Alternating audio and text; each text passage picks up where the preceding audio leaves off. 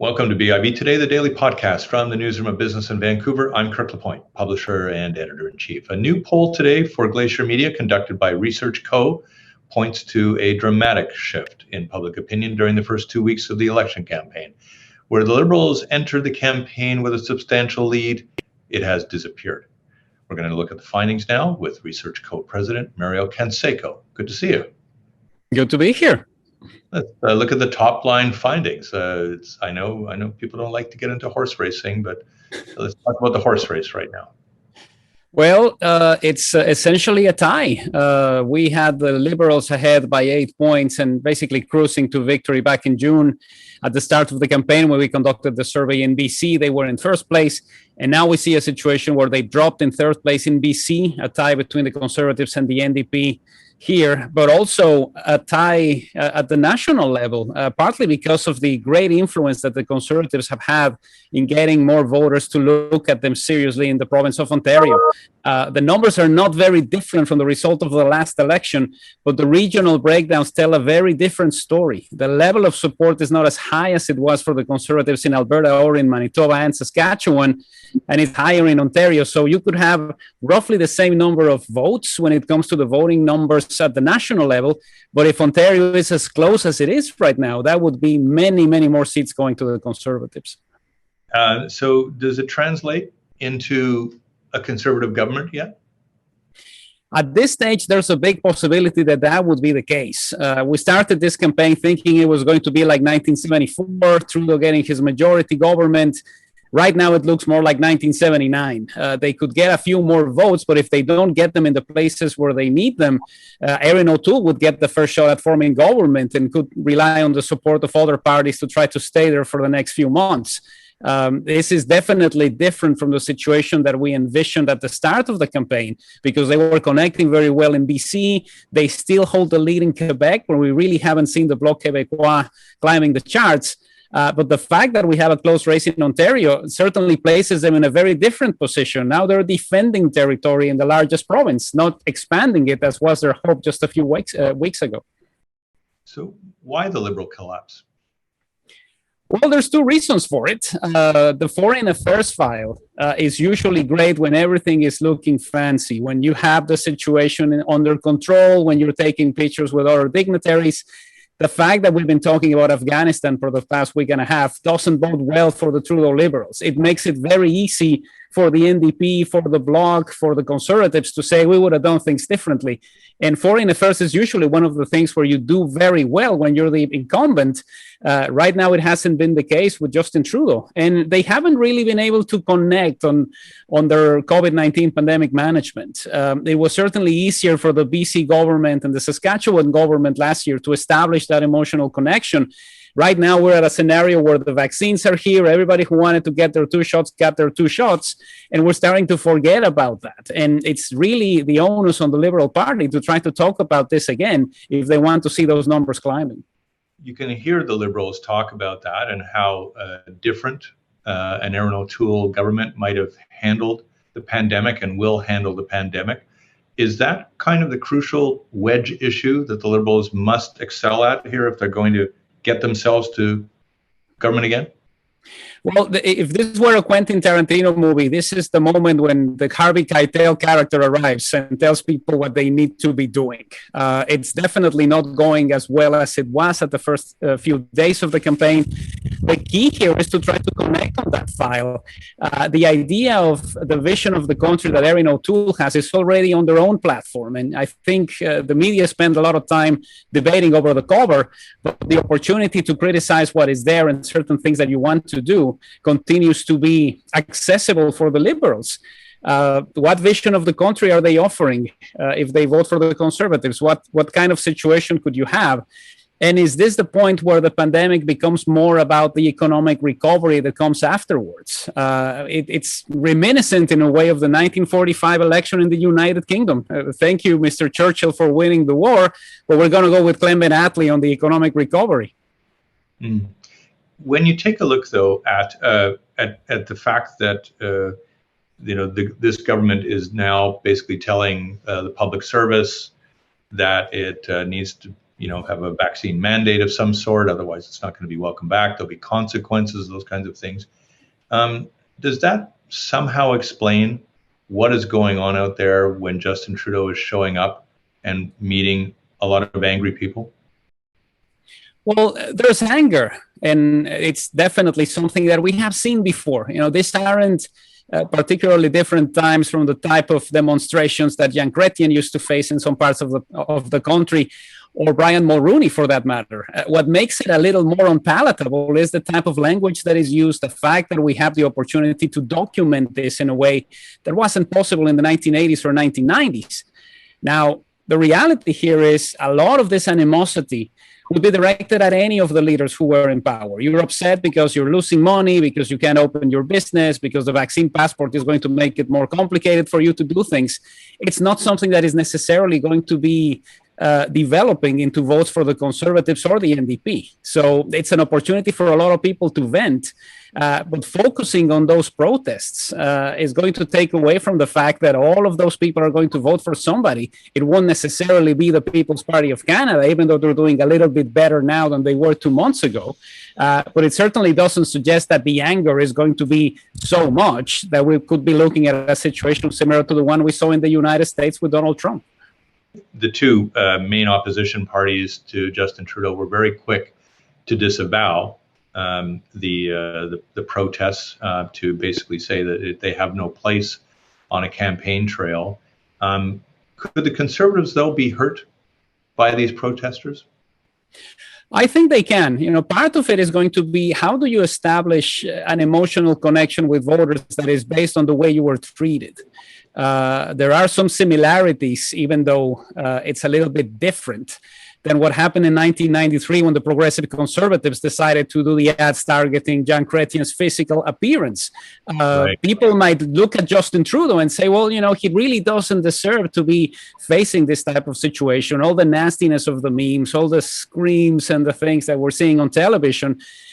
People who work in the media know this because they have covered some of these situations, and they know, and they have been targeted as well. So it could actually backfire. It could actually get a lot of people to say this is a very tough job. And, truth be told, the situation has been a little bit better than in other countries. So it could very well backfire. When you have that level of nastiness, those are people who may not even show up and vote. They just want to go out there and say what they have to say, but it could end up making something more complicated for the opposition if people look at Justin Trudeau differently because he's being targeted in such a nasty fashion.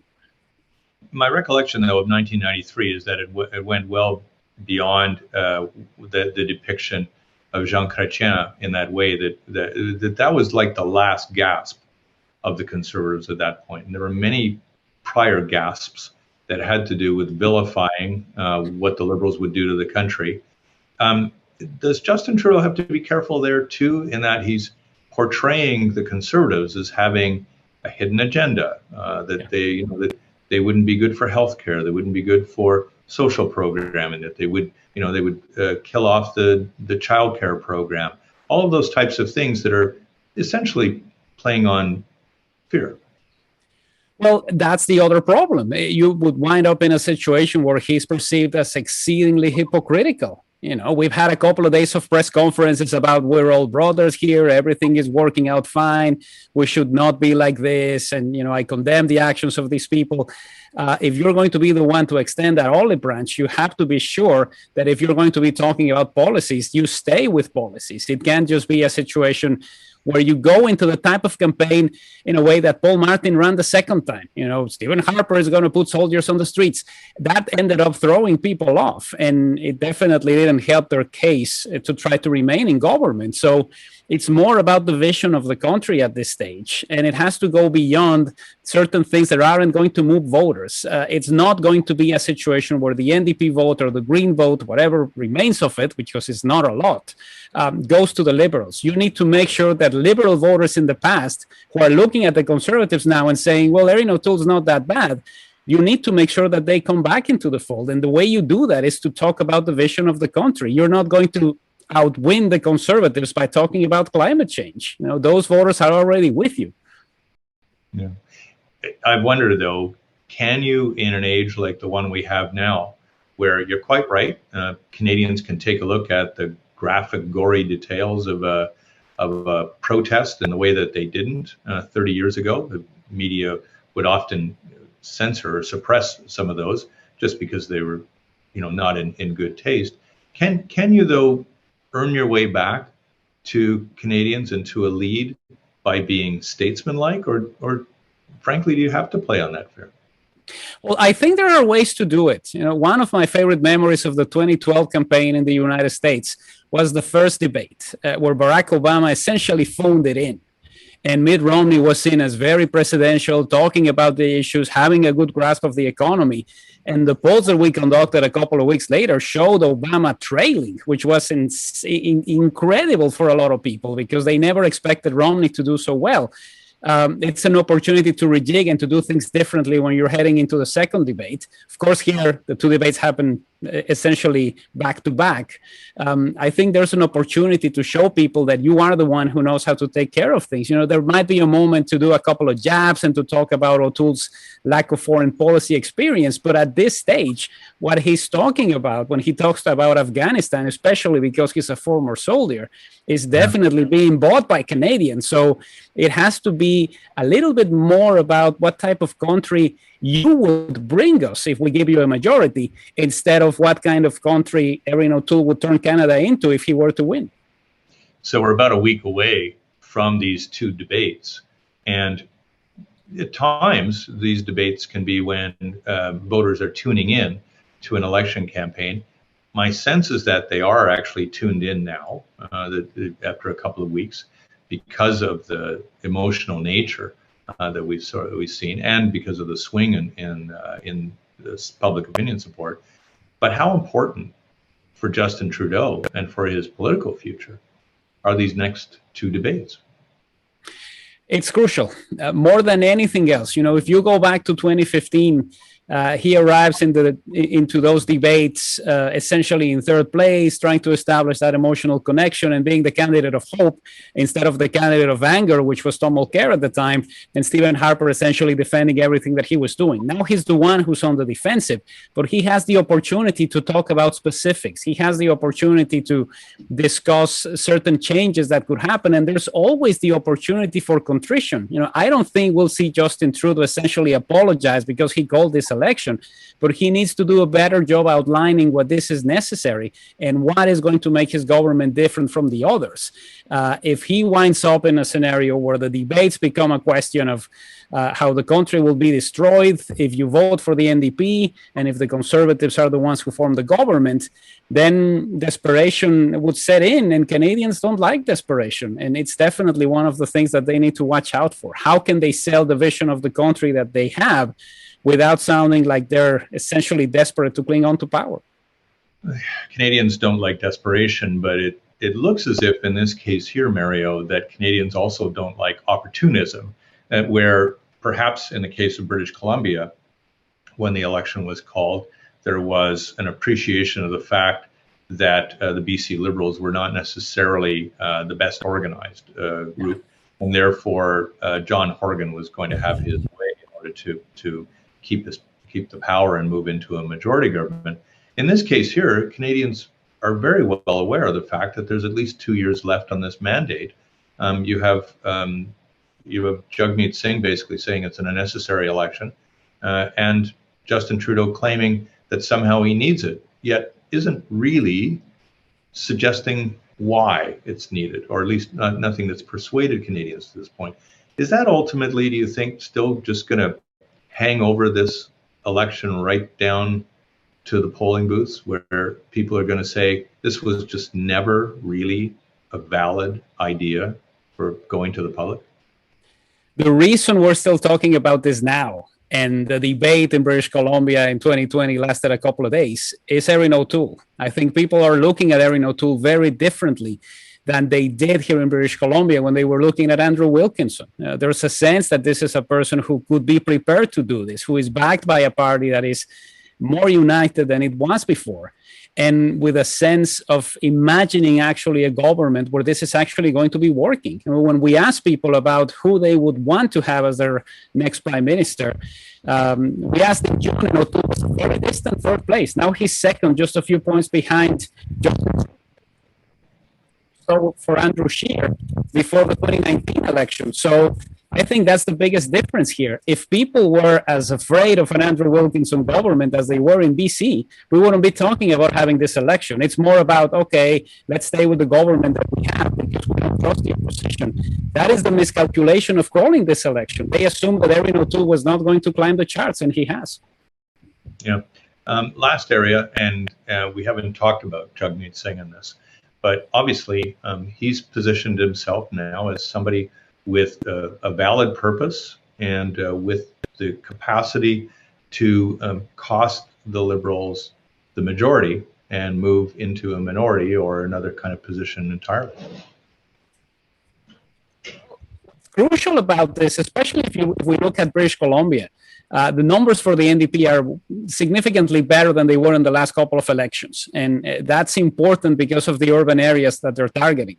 We started this campaign with the notion of, are the Liberals going to regain some of the seats that they had in the Fraser Valley back in 2015? Now it's the NDP that is knocking on those doors and saying, we're as good as Horgan, help us out. If this is an area that is changing, keep us in mind and give us your vote.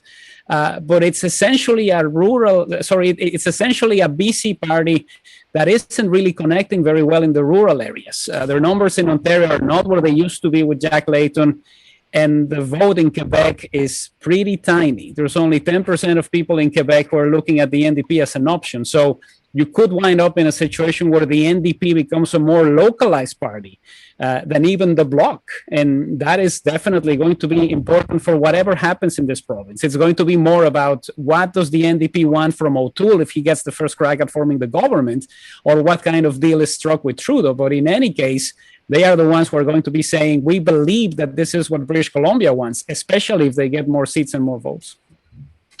Well, we thought at the beginning it was going to be a dull campaign. Not anymore. Always good to see you, Mario. Thanks a lot for your time today. My pleasure, Kirk. Anytime. Mario Canseco is president of Researchco, public opinion firm here in British Columbia. I'm Kirk LaPointe, publisher and editor-in-chief of Business in Vancouver. Thanks a lot for watching.